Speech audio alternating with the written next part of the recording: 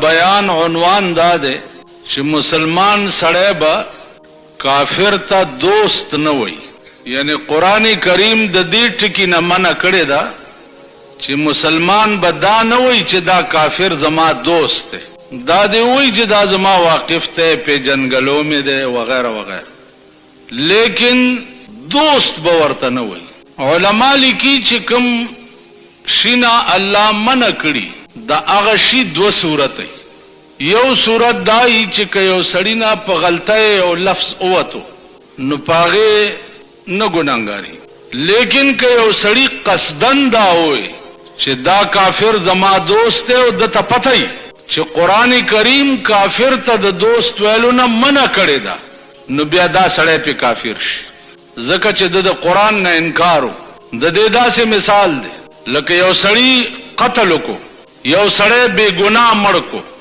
بے گناہ مړ کو، چاته تپوسو کو چې دا دی ولی مړ کو، کده دا وی چې غلطی را نه وشوه نو دی ګناګار دی، او کده دا وی چې خمه وکړو چې مړ مې کو نو دی پټکی په کافر شي.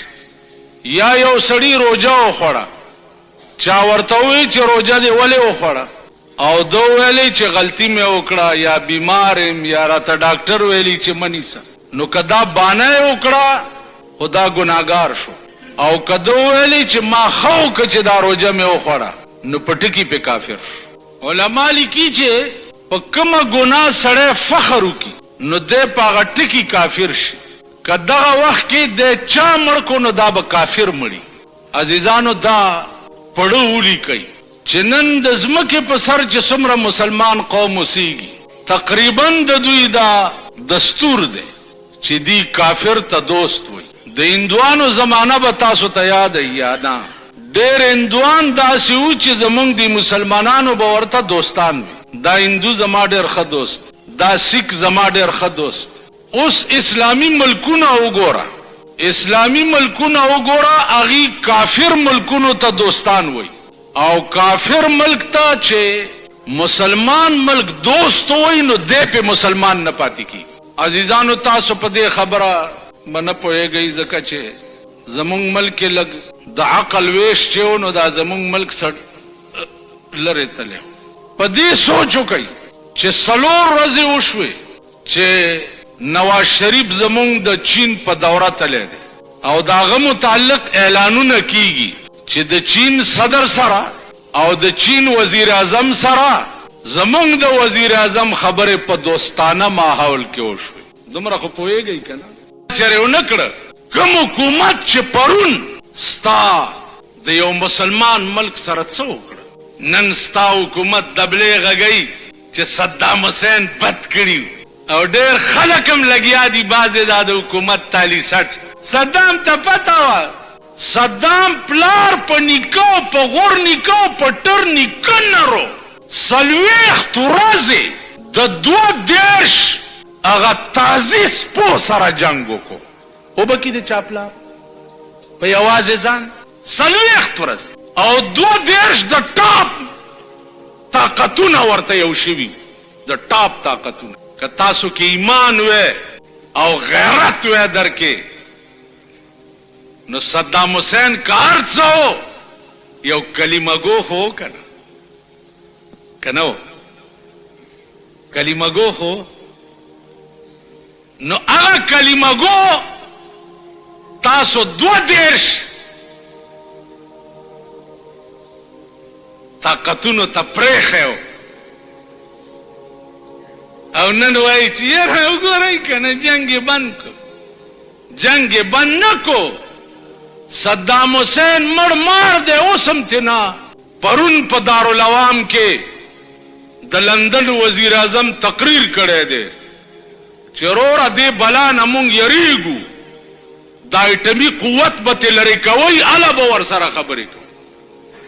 اوس هم تیریږي لکه مار چې مړي او خلک تیریږي، اوس هم تیریږي. صدر بوش ویلی دي چې فوجي طاقت به کمه یاله به خبرې ورسره کوو کې خبرې نه کوو ورسره. 1,15,000 اتحادیانې ورته مردار کړي، 1,15,000 هغه مړي امریکې د یارې امریکې ته یو ډډه په جرمني کې خښ کړه سه په سعودي کې ورته کندې او کنستې وروي غورځول ورشي د اسرائیلو او د سعودي هسپتالونه وګورئ پکې په ځمکو ډیري پراته دي د 100,000 نه پاس او هر یو عمله به په د 400 جازونو وا هر یو عمله به د 400 جازونو پر راتله د په یو مردکه ورلړک یو مردکی به قیامت جوړ کو نو ماوي چې د میزایل داسې او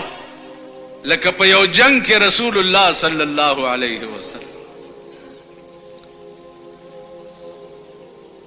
چې فوجي قوت نو د شګو موټي را ډک کو او داسې وښتو خو چې وښتو د شګي د هر ذره نه غشه جوړ شو او لاړو د کافر په سینه نه نوت الله ورته ویلې چې وما رميت اذ رميت ولكن الله رمى دا د شګو دغه وروښتو غشي ته ما جوړ کړ او د دوی په سینو مې نه نهست د دوی د یو میزایل علاج په ټول اسرائیل نشو کول یو میزایل به چې په ورلړک تاسو خیال را 1,65,000 اتحادیانې په 40 ورځو کې ورته مړ کړي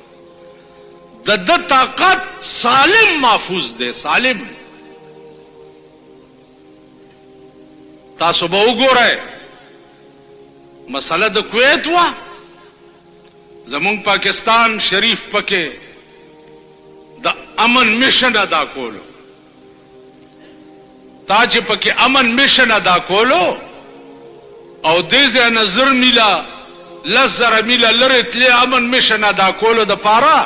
نو پرون چې کابل کې اور بلو او ټول کابل د روس نه ډاکو نو تا پرون په کابل کې ولی امن میشن نه ادا کول کابلیان مسلمانان نو ها مسلمانان نو اغي ملک د پاره نه جنگي ده خدای د پاره نه جنگي ده شریعت او دین د پاره نه جنگي ده تا په کابل کې ولی د امن میشن پروګرام نه ادا کولو چې د روس اور په بلې دو په پاکستان کې وګورا پار سرک چیزه د کابلیانو د شهیدانو قبرونه بدر تخکاری شته کنا ورشا پارځه کې چې وګوره کابلې وګوره یا به خپنه یا به لاس بنئ پډانګورو بګرځي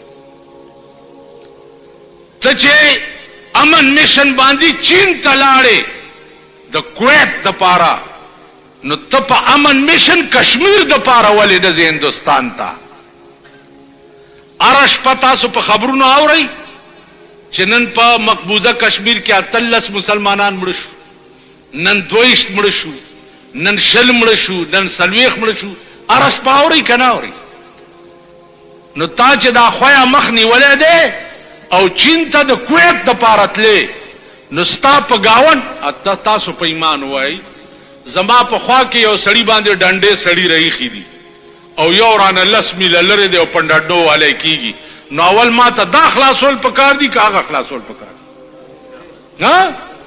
ستا په خوا کې کشمیری مسلمانانو باندې اور بل دے اور په بل دے دل نږدې نه ورځي چې دیندونه یریږي